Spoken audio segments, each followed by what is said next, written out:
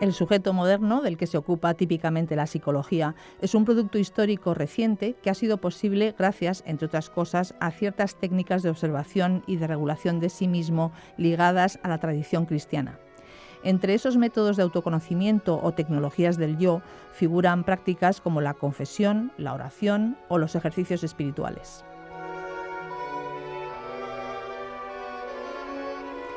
En Sin Distancias nos acercamos hoy a la religión desde la psicología y a las relaciones entre ambas bajo el título La construcción del sujeto moderno, psicología de la religión, ejercicios espirituales y tecnologías del yo. Es una nueva propuesta de José Carlos Loredo Narciandi, profesor del Departamento de Psicología Básica 1 de la UNED y habitual colaborador de nuestros programas. Y con él va a estar Luis Martínez Guerrero, un investigador en psicología cultural de la religión. Comenzamos.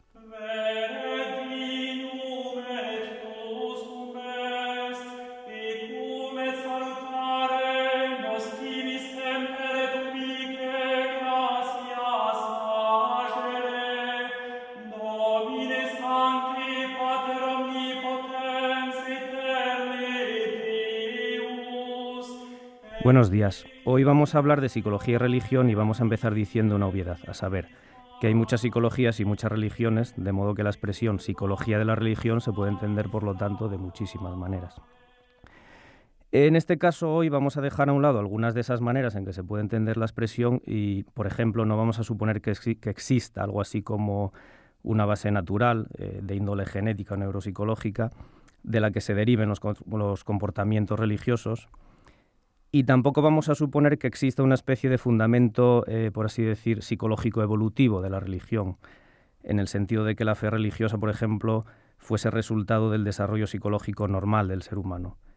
Sí vamos a suponer, en cambio, como hipótesis de trabajo, que la religión es un fenómeno antropológico en principio como cualquier otro, que, por cierto, dicho sea de paso, ni ha sido convertido en una reliquia histórica por obra de la educación ilustrada o la ingeniería social, ni parece que vaya a serlo en los próximos tiempos.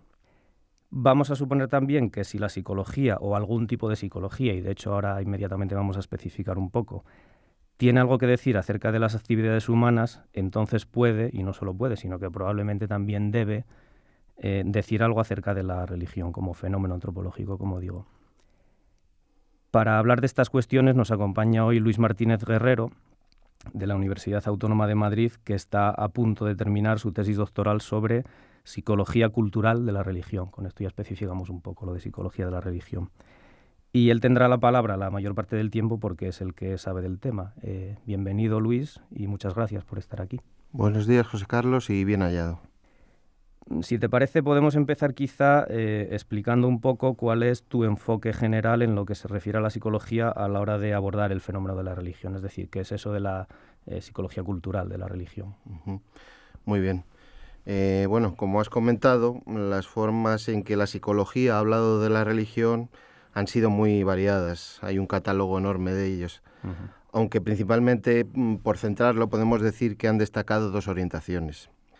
La primera, que podríamos calificar como psicobiológica, que ha indagado sobre los fundamentos orgánicos de la religiosidad, considerada como una propiedad sustantiva del humano, y la psicoanalítica, principalmente la perspectiva freudiana, aunque está la de Jung y otros, Adler y otros autores, que ha guardado una imagen estructuralmente negativa de lo religioso como un elemento subyugante de los deseos del hombre que debe ser tratado no tanto por la psicología básica, por la investigación básica, como por la psicopatología, dándole ya ese marchamo de proceso enfermo. En cualquier caso, en ambas aproximaciones, lo religioso se presenta como algo que pende metafísicamente, por así decirlo, por encima de los individuos, desvinculándolo de las condiciones concretas de cada sociedad. Y algo, además, que la mayoría de las veces es, como he destacado, es enfermizo, enemigo de la vida. En este contexto, como se ve un tanto desolador, mi propuesta se vincula a una normalización de lo religioso, cosa que, como bien sabes, ya decía William James en sus trabajos sobre las variedades de la experiencia religiosa, como una estructura cultural más de sentido que la gente emplea para orientarse en la realidad. En concreto, mi trabajo se cimienta sobre una sensibilidad constructivista como la que propone la psicología cultural, la cual se caracteriza por entender el psiquismo como un producto histórico y que por tanto problematiza la concepción de las categorías psicológicas tomadas como formas naturales de lo mental o formas dadas, ¿no? Ligado a las prácticas y artefactos culturales sobre los que ésta se edifica. El interés de esta forma de hacer psicología, pienso yo, se vincula al estudio denso de los espacios concretos de construcción y andamiaje de la vida psíquica a partir de la mediación de esos artefactos culturales, empleando elementos conceptuales y metodológicos que provienen de una gran variedad de disciplinas como la lingüística, la antropología, la semiótica o la historia, entre otras. En este sentido, si obviamos sus consideraciones de orden metafísico, que están reservadas al creyente, lo religioso no supone, como tú bien apuntaste, ninguna excepción para que la consideremos como un fenómeno de naturaleza humana, más que se rige por los mismos principios que cualquier otro fenómeno social, y que por tanto puede y además debe ser objeto de estudio para la psicología.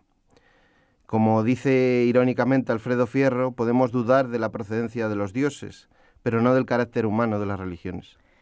Por cierto, hablando de psicología cultural, dicho sea entre paréntesis, quizá convenga recordar que se han emitido algunos programas de algunos compañeros nuestros precisamente sobre la psicología cultural. Creo recordar que uno en concreto con nuestros compañeros Jorge Castro, Fernanda González y también con tu director de tesis, Alberto Rosa, precisamente.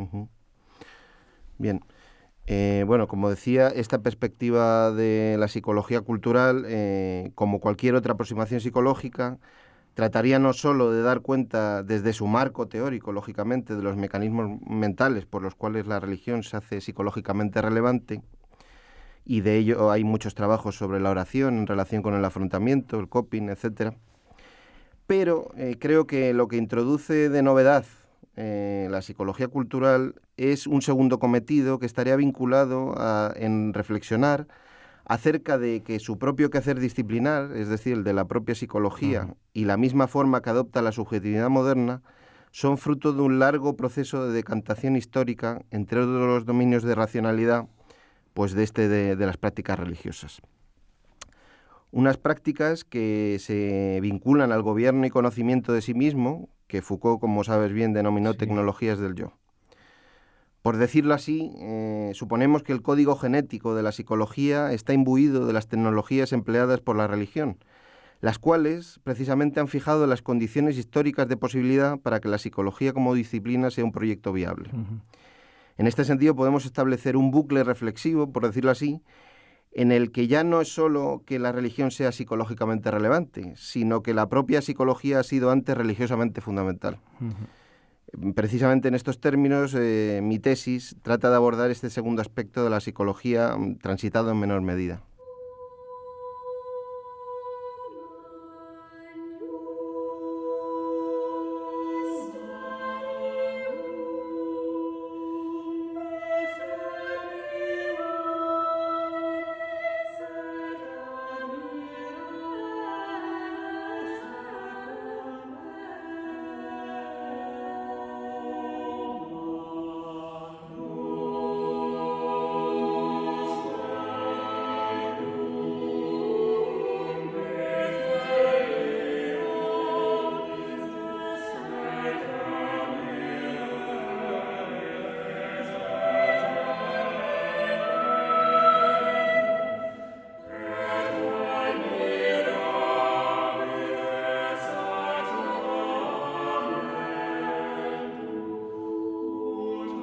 Nos has explicado entonces, Luis, tu enfoque general, pero me gustaría que nos detallaras ahora un poco cuál es el tema más concreto de tu trabajo, de tu tesis doctoral en este caso. Es decir, adoptas la perspectiva de la psicología cultural para abordar la religión, teniendo en cuenta que, como hemos dicho, la religión es un fenómeno amplio y heterogéneo, pero te pregunto si te centras en algún fenómeno religioso concreto, en algún momento histórico, en algún autor. Yo lo sé, que sí te centras, pero bueno, como nuestros oyentes no lo saben, pues quizá, en realidad, si no me equivoco, lo que haces es cruzar estas tres cuestiones, ¿no? Algún fenómeno, algún momento histórico y algún autor. Claro, efectivamente. Si una de las tesis o la tesis principal de la psicología cultural es la de precisamente eludir teorías o aspectos nomotéticos de lo humano, puesto que siempre está referida, ligada a un contexto, a un cronotopo, por lo tanto es imposible hablar. Lógicamente tienen que cruzarse estos tres términos. Si como acabamos de decir, el desarrollo histórico de las teorías del sujeto ha corrido paralelo en gran medida al de esta serie de prácticas del gobierno personal, de estas tecnologías del yo, podríamos considerar que la religión, y en concreto la cristiana, sería una fuente excepcional donde estudiar esta progresiva psicologización del individuo, en Occidente principalmente, como un ámbito que vincula y articula muy diversas prácticas de subjetivación. En concreto, mi trabajo se concentra en la espiritualidad que se desarrolló en Europa durante el tránsito de la Alta Edad Media al siglo XVI. ¿Y por qué? Pues porque en esta época se encuentra con especial fulgor e intensidad estas tecnologías que irrumpirán y que ahondarán en la densificación de la conciencia individual. Pensemos que es la época donde se da la reforma luterana, sí, donde surge el humanismo, esa preocupación por el individuo, la imprenta como una manera de democratizar la lectura, y también desde el punto de vista religioso habrá corrientes de los místicos del norte, en el norte de Europa, en los Países Bajos, que incidan y que sean digamos, la antesala del cisma protestante, donde se centren, digamos, en esta espiritualidad de corte intimista, reglada, metodológica y basada en la afectividad. Avances que, por decirlo en términos generales, propugnaron un cristianismo interior de tono eminentemente afectivo y fomentado por medio de ejercicios metódicos para escrutar la conciencia y hacer oración mental. Dentro de este marco de cambios, yo, por centrarlo más, me fijo en la figura de Ignacio de Loyola como un modelo paradigmático, podríamos decir, de cómo cristalizaron todas estas influencias y su sistematización orgánica en los ejercicios espirituales que redactó principalmente durante su etapa de eremita en Manresa, población que dista no demasiado de la abadía de Montserrat, en donde seguramente se puso en contacto con las fuentes de esta devotio moderna que mencionaba antes. La de los místicos del norte y demás, ¿no? Eso es. En concreto, mi interés se centra en estudiar la función que la afectividad tiene en la espiritualidad ignaciana y en su propio gobierno. Ignacio considera al mundo afectivo una preeminencia central en la arquitectura del psiquismo. La afectividad, según la concepción escolástica de la época de la que es heredero, tiene la fuerza de arrastrar tanto la voluntad como el entendimiento mediante los autoengaños que genera el deseo y la sensualidad. Es por ello que los afectos suelen estar por naturaleza, ellos dicen, desordenados, impidiendo al hombre alcanzar su verdadero fin, que lógicamente es Dios. Los ejercicios espirituales a este respecto suponen un entramado de prácticas psicológicas encauzadas a educar esa afectividad, de modo que devengan en una pedagogía del querer, que naturalmente es ambivalente hasta transformarlo en afecto ordenado teleológicamente a Dios. Así pues, cada semana, la experiencia completa de los ejercicios cubre 4 semanas, desarrollará una serie de todas las potencias del ejercitante. Se trabajará en los sentidos, la imaginación, la memoria, el entendimiento y principalmente la voluntad, sí, donde serán puestas casi al límite, ¿no?, saturadas absolutamente de sentido, y que supondrán en consecuencia una paulatina estructuración de su conciencia, donde al tiempo que se va trazando una cartografía de su mundo afectivo y las relaciones de este con el resto de la arquitectura psíquica, va aprendiendo el ejercitante a escrutar sus afectos y preparando el discernimiento que antecede a cualquier elección. En este sentido, la novedad ignaciana no es tanto en esos ejercicios que provenían del estoicismo, como bien sabes, sí, y de otras fuentes, de los padres del desierto, del siglo III después de Cristo. La novedad está en sacar de los monasterios estas prácticas y ponerlas al uso de cualquier persona, ¿no? Sí, al gobierno, pasar del gobierno de sí mismo al gobierno de los otros, ¿no? Eso es.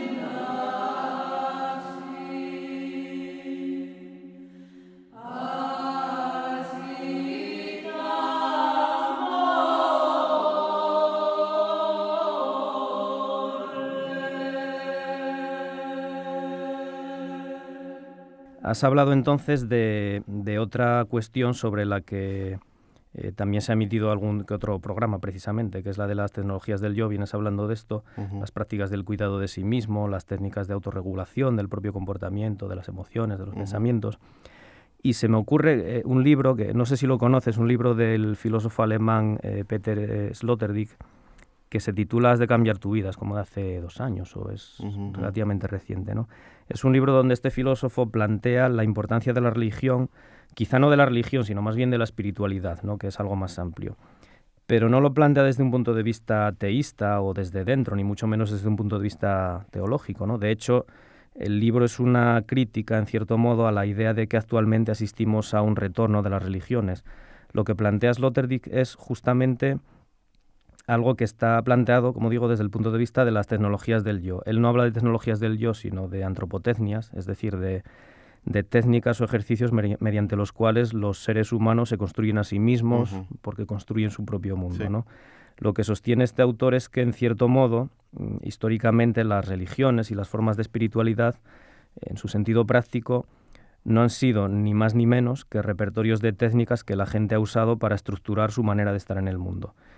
Bueno, de todos modos, más allá de lo que plantea o deja de plantear Sloterdijk, quizá podríamos profundizar, si te parece, un poco más en esta cuestión, ¿no?, de la religión y las tecnologías del yo, o las antropotecnias. Sí, a este respecto es interesante, el libro no lo conocía, pero es interesante porque liga con, digamos, con la sociología del conocimiento de Berger y Luhmann, y también con Gertz, el antropólogo, en el sentido de que la espiritualidad efectivamente se puede entender en un sentido más amplio, pero la espiritualidad que recoge la religión es espiritualidad sistematizada, ¿no? Claro. Decirlo de alguna manera. Y entonces es interesante esto de las prácticas, porque las prácticas religiosas, claro, están ligadas a un modelo para la realidad.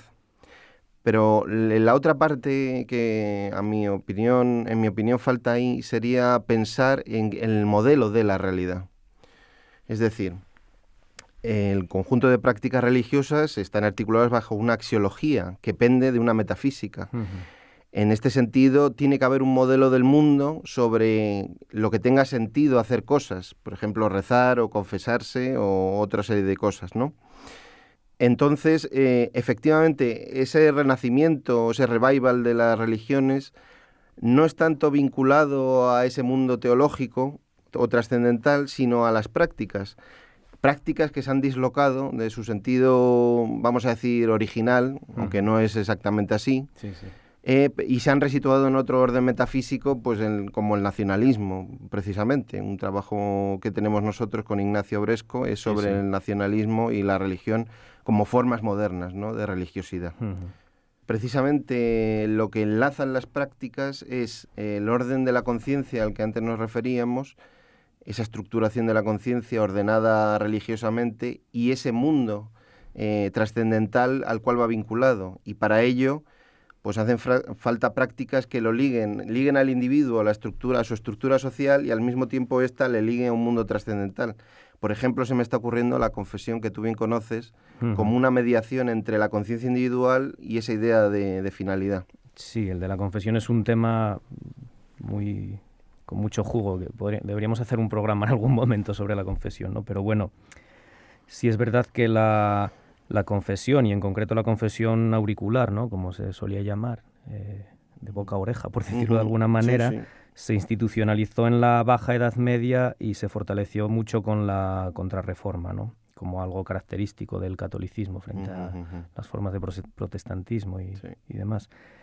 Y puede considerarse la confesión como un conjunto, vamos, es muy fácil considerarlo así, ¿no?, como un conjunto de prácticas de revelación de la intimidad, de autorrevelación, que desde un punto de vista histórico contribuyeron, tenemos pocas dudas, ¿no?, de esto, contribuyeron de una manera muy destacada a la construcción de un espacio psicológico, precisamente, ¿no? Un espacio psicológico del que a finales del siglo XIX empezaría a ocuparse ya la propia psicología, es decir, habría un desplazamiento según el cual ese espacio que he llamado un tanto anacrónicamente psicológico se convierte de hecho en un espacio formalmente psicológico. Exacto. Y ya tematizado como tal, como espacio psicológico. Y entonces la confesión auricular en Europa, pero también en alguna medida, en bastante medida, en países de América del Sur, ha sido una práctica social y cultural fundamental para el desarrollo histórico de una conciencia individual, que luego sería una conciencia psicológica, como he dicho, instalada en la autoobservación permanente, la autorrevelación, la culpa también, el conflicto moral. La confesión iba ligada a una idea que es bastante importante, es crucial, de hecho, para entender el sentido tanto histórico como cultural de la psicología aplicada, no de la psicología aplicada en general, sino en concreto de la psicoterapia, ¿no? de las terapias psicológicas. Sí. Y es la idea de que para acabar con la culpa, que no deja de ser una enfermedad del alma provocada por el pecado, el sujeto debe arrepentirse y transformarse a sí mismo desde su propio interior, pero con la ayuda de un superior espiritual. Un superior espiritual que más tarde pasaría a ser el psicólogo, el psicoterapeuta, que es el que proporciona las pautas ya no al pecador, sino al paciente o al cliente sobre cómo ya no arrepentirse, porque no hay una concepción de pecado, pero sí objetivar sus propios problemas y transformarse a sí mismo también desde su propio interior con arreglo a ciertas pautas, a ciertas técnicas de sí mismo, tecnologías del yo, ¿no? Sí, aquí has dicho una cosa muy interesante y es esta idea de que la conciencia, no me gusta decirlo así, pero nace necesariamente de la mala conciencia, de la idea de pecado o de mal, en el sentido de que uno para ser consciente tiene que volcarse sobre sí mismo para, digamos, de acuerdo a una axiología que lo estructura o que lo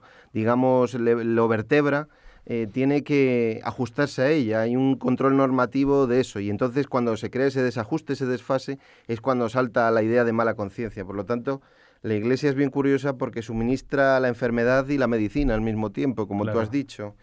Da las técnicas para saber dónde buscarse en sí mismo y saber qué está sucio, esa idea de inmaculado frente a la mácula, la mancha del pecado, y al mismo tiempo el procedimiento para subsanarlo o volver a una homeostasis, un equilibrio ético o espiritual, como se quiera llamar, ¿no? De tal manera, es una idea muy interesante también que la confesión nace como un desarrollo de la idea de hacerse transparente. Para ser un perfecto sistema de control, la Iglesia... De vaciar el alma, recuerdo que usaba mucho esa expresión, ¿no? El ojo que todo lo ve, traspasa la carne absolutamente. Dice en una cita Marco Aurelio en sus meditaciones, y quiero recordar, que una persona de bien tiene que estar dispuesta a que cuando le pregunten en cualquier instante qué está pensando, no tenga que hacer una elaboración o mentir o fingir, sino que pueda ser transparente al otro y manifestar la verdad. Siempre de esta manera. Entonces, este mecanismo sí que está en la religión de hacerse transparente como una manera de mejor control hacia los otros. Por cierto, eso que comentabas sobre que la propia religión proporciona el remedio a aquello que ella misma produce como pecado o enfermedad, sí. Es evidente que también podríamos sospechar que en algún sentido la psicología moderna lo hace, ¿no? Es decir, los problemas de la vida los leemos psicológicamente porque estamos ya enculturados en una sociedad psicologizada, por decirlo así a grandes trazos, de manera que los leemos y los interpretamos como problemas psicológicos y la propia psicología entonces nos ofrece las soluciones a esos problemas, pero porque previamente los hemos tenido que leer como problemas psicológicos. Primero luego... ha introducido el problema dentro de la conciencia para luego saber cómo exorcizarlo. Claro, no los leemos como problemas morales, que sería más en el sentido religioso, tampoco lo leemos en términos... mitológicos, mágicos, de que nos poseen agencias o demonios y nos tienen que exorcizar, sino que lo leemos eso como problemas individuales, psicológicos, para los cuales las diferentes psicoterapias, además, según un repertorio relativamente amplio y plural de maneras de entender la vida, nos ofrecen, ¿no? Y además eso, ligadas a un orden técnico. Ya los problemas, como tú bien dices, no son de problema moral, de carácter moral, sino que precisamente es una contrariedad de orden técnico en donde el individuo, mediante esas técnicas que le proporcionan las ciencias y, por supuesto, principalmente la psicología, tiene que saber reajustarse al marco social y saber engastarse dentro de esa maquinaria, de esa estructura. Por eso se ha, digamos, devaluado en su sentido moral y ético y ha pasado a ser un contenido técnico puramente. esta manera de autocontemplarse y autorreflexionarse, ¿no? Claro, sería interesante de todos modos explorar para otro programa o para otra ocasión cuáles son los, quiero decir, marcos de cómo es una vida buena, aunque sean implícitos, es difícil que no los haya, ¿no? Entonces sería interesante explorar cuáles son esos marcos en las diferentes formas de psicoterapia, que ni siquiera tienen por qué ser todas iguales. Pero bueno, vamos a ir terminando y recapitulando un poco tu punto de vista. Entonces, si no entiendo mal, supone que las prácticas de regulación de sí mismo, como los ejercicios espirituales, son posibles a través de artefactos materiales y simbólicos que actúan como mediadores de la experiencia, dicho así en 2 palabras. No sé si lo has explicitado mucho, pero bueno, podríamos terminar con esto, ¿no? Con este punto central de la psicología cultural, la cuestión de la mediación, si te parece. Aquí me parece que hay una cuestión fundamental para acabar, que lo he pasado muy por encima, debido a que no tenemos mucho tiempo, que es la cuestión de la voluntad. Quiero decir, el propio idea de ejercicio ya supone un ejercicio de la voluntad, supone un entrenamiento de la voluntad, en donde estaba muy presente la teología cristiana, está muy presente. De hecho, el sujeto no es un sujeto pasivo, sino que es un agente, que es mucho más, es un autor de su propia vida, de su propia biografía, de tal manera que mediante estas técnicas es capaz de reeducarse y formar un carácter, en este caso adecuado a los márgenes del cristianismo, de las ideas cristianas, pero en cualquier caso esta idea de autogobierno, idea que, por cierto, como bien sabes, se ha perdido en la psicología moderna en este avance hacia la mecanización del ser humano. La idea de voluntad es un término que, por ejemplo, ha desaparecido totalmente de la psicología. Se ha sustituido por motivación como algo que hace referencia a las causas externas que mueven al sujeto, pero esta idea de voluntad ha desaparecido. Y creo que lo que es interesante es eso, examinar estas prácticas del cuidado de sí, estas prácticas de organizar la conciencia como unas formas de desarrollo de la voluntad y, en último término, de la ética personal. Sería interesante, se me ocurre ahora, según dices eso, explorar también en qué medida en formas de terapia no estrictamente psicológicas, que están así un poco en los bordes, no muy bien vistas a menudo, como el coaching, no se recupera de alguna manera la voluntad, ¿no? Como alguien que se construye a sí mismo desde dentro en plan emprendedor, ¿no? Ya que hemos hecho también algún otro programa sobre el sujeto emprendedor. Pero bueno, lamentablemente, Luis, tenemos que dejarlo aquí. Te reitero el agradecimiento por estar aquí con nosotros y, por supuesto, por las cosas tan interesantes que nos has contado. Pues muchas gracias a ti, José Carlos, y gracias por tu invitación. Antes de terminar, me gustaría dar 2 pinceladas acerca de la selección musical que he hecho. Las citaré cronológicamente. En primer lugar, de Bach, la Misa en Si menor, el Kyrie eleison, interpretado por la Filarmonía Orquesta, a la dirección de Otto Klemperer. Seguidamente, de canto gregoriano, sin autor, un prefacio de un manuscrito de Granada de 1507, interpretado por el ensemble Cantus Figuratus, dirigido por Dominique Bellart. También hemos escuchado de Tomás Luis de Victoria el motete a 4 voces, llamado O Magnum Mysterium, dirigido por el ensemble Plus Ultra, a la dirección de Michael Nunn. La siguiente pieza ha sido de canto corso, de unos manuscritos franciscanos del siglo XVII al XVIII, la Eta Devote, dirigido por el ensemble Organum, a las órdenes de Marcel Pérez. Y para finalizar, escucharemos, volviendo a Bach, como no, el motete Jesu meinen Freude, dirigido por la Bach Collegium Japan, a las órdenes de Masaki Suzuki. Pues muchas gracias y a disfrutar de Bach otra vez. Muchas gracias. Jesús.